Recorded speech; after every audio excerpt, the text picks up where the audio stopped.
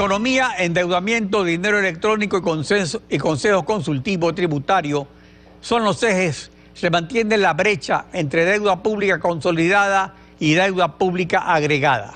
Los anuncios de auditoría a esa deuda por el Contralor y el Ministro de Finanzas de reestructurar la deuda externa marcan el escenario. Se esperan concreciones sobre dinero electrónico y reducción de tributos. Mauricio Pozo, ex candidato a vicepresidente de la República por el PSC. Buenos días, bienvenido a Contacto Directo. Sí, buenos días, Alfredo, un gusto estar aquí nuevamente. Ya se cumplieron los primeros 100 días de gobierno y en el aspecto económico lo único concreto es una proforma presupuestaria 2017 que mantiene la política de endeudamiento público del antecesor, pese al anuncio de que ese endeudamiento se manejó desmesuradamente. La proforma 2018 debe marcar la diferencia y cómo.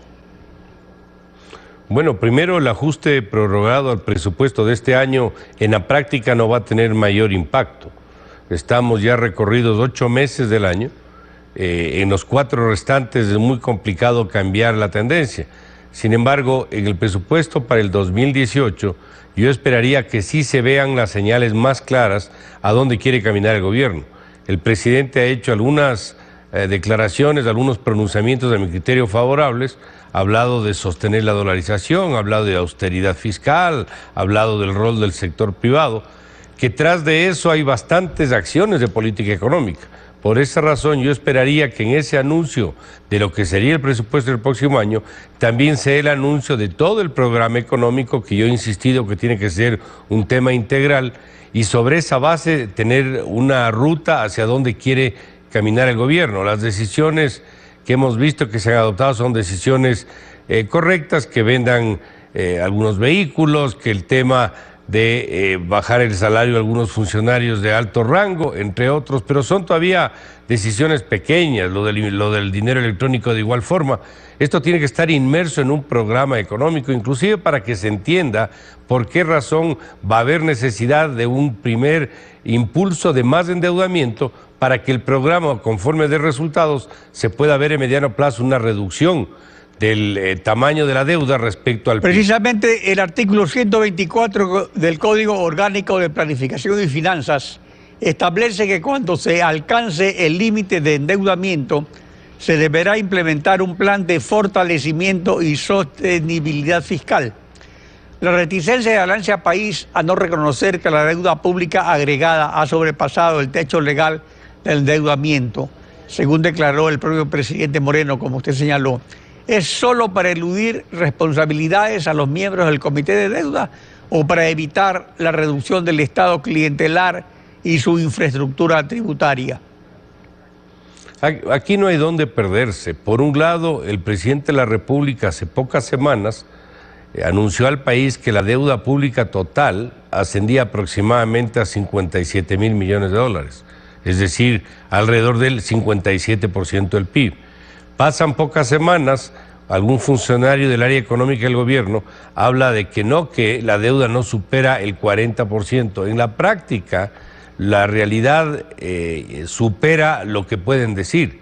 La deuda está alrededor de 60.000 millones por el lado que le vean ver, y tanto le quieran ver. Tanto es así el tema de que en el propio presupuesto del Estado que acaban de enviar al prorrogado de este año, me refiero, está puesto en amortización de la deuda pública interna y externa, por ejemplo, la deuda con la Seguridad Social. Ahí sí lo ponen, pero para efectos del cálculo del 40% de techo, ahí le retiran esa deuda y salen con este concepto de deuda consolidada. Por cierto, consolidan deuda porque dice que son entre entidades públicas, pero el problema está en que esas entidades públicas manejan fondos que no son del Estado, no son del fisco, son privados.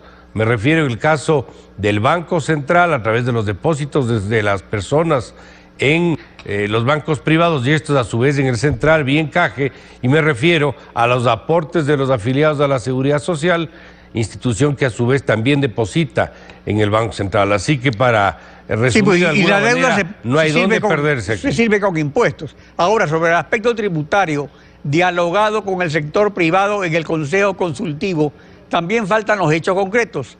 Anticipo del impuesto a la renta, impuesto a la plusvalía e impuesto a la salida de divisas es la médula de ese diálogo. ¿Hasta qué punto esos impuestos son decisivos para la recuperación del sector privado? Es decir, su modificación, reducción o desaparición. Bueno, el estado actual de la economía, una economía en recesión o en el mejor de los casos estancada, requiere que al sector privado se le dé oxígeno.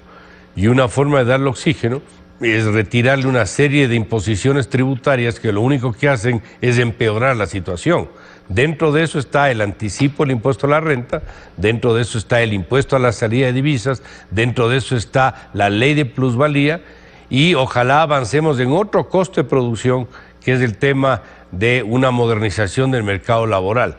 Sin embargo, solamente en el tema tributario lo obvio y lo que sería favorable a mi criterio es que se tomen decisión sobre estos temas que acabo de citar, pero de ahí se anuncia al país que en los siguientes 4 años, es decir, durante todo el ejercicio del actual gobierno, ya no se van a topar impuestos, de tal suerte de recuperar la estabilidad tributaria que no tuvimos el periodo pasado, que como sabemos registró más de 20 reformas tributarias.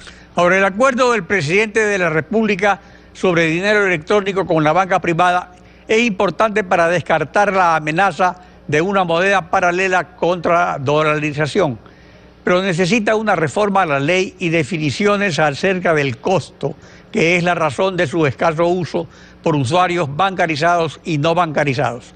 La consulta popular que se anuncia debe incluir la dolarización para que no se retarde la reforma legal, para impulsarla. Puede incluir una pregunta que tenga que ver con la dolarización, pero recuerde que eso va a estar aprobado o no aprobado por una consulta popular. Lo que hay que crear son las condiciones para que la dolarización se mantenga. ¿Esto qué significa? Un sector fiscal sano, un sector externo fuerte, que venga inversión extranjera, que podamos replantear la deuda pública, que el sector privado gane su espacio y vuelva a ser el motor del crecimiento y el desarrollo. Eso es lo que se requiere para que se mantenga la dolarización, independiente que se lo ponga o no en la consulta, a pesar de que eso yo no lo veo equivocado, pero tiene que sustentarse en acciones concretas. Sobre el costo bancario, no solo de dinero electrónico, sino de tasas de interés, pesa la carga tributaria que los bancos obviamente trasladan a los usuarios, impuestos a la renta, impuestos a los activos del exterior, impuestos municipales, impuestos y aportes a otras instituciones. ¿Recibe el Estado mayores ingresos que el sistema financiero por la intermediación financiera? ¿Realmente cuál es el motivo del alto costo del dinero? Bueno, hay varios motivos. En primer lugar, el riesgo país lamentablemente es muy alto. Sigue sobre los 600 puntos, el segundo riesgo más alto de América Latina después de Venezuela, y eso se expresa en tasas de interés elevadas. Por otro lado, en el Ecuador hace falta la presencia de banca internacional, me refiero a un pedazo mucho más significativo de banca internacional, de tal suerte que ese mecanismo de competencia con banca grande haga que los costos se reduzcan, y entre los costos está la tasa de interés. Para poder reducir el riesgo país y que eso redunde a su vez en reducciones de tasa de interés, se requiere una política económica que genere confianza y a mi criterio en la situación actual demande un aval internacional. El país va a necesitar un aval internacional para que se le pueda pedir al mundo apoyo adicional si fuera el caso y poder reemplazar la deuda cara por deuda barata. Si no bajamos del riesgo vía un aval internacional va a ser muy complicado avanzar en otros indicadores como el tema de la tasa de interés. Y algo más que me estaba olvidando, recuerde usted que las tasas de interés están fijadas administrativamente por el Banco Central. Ese mecanismo entorpece la asignación de recursos. Aquí debería darse un mecanismo a través del cual las tasas puedan fluctuar y lo que se le puede poner es una especie de bandas para que no superen ciertos niveles superiores e inferiores. Pero las tasas de interés no pueden seguir siendo absolutamente rígidas, independiente de lo que pase. Sube el petróleo, baja el petróleo, sube el riesgo, baja el riesgo, hay más liquidez y menos liquidez, y las tasas no reaccionan. Eso en términos prácticos impide un sano proceso de intermediar recursos de sectores excedentarios a sectores deficitarios, que es lo que hace en la práctica el sistema financiero. Mauricio Pozo, gracias por acompañarnos en Contacto Directo. Estefi. Al volver, Jorge Herrera, el presidente de la CONAIE, el presidente de la República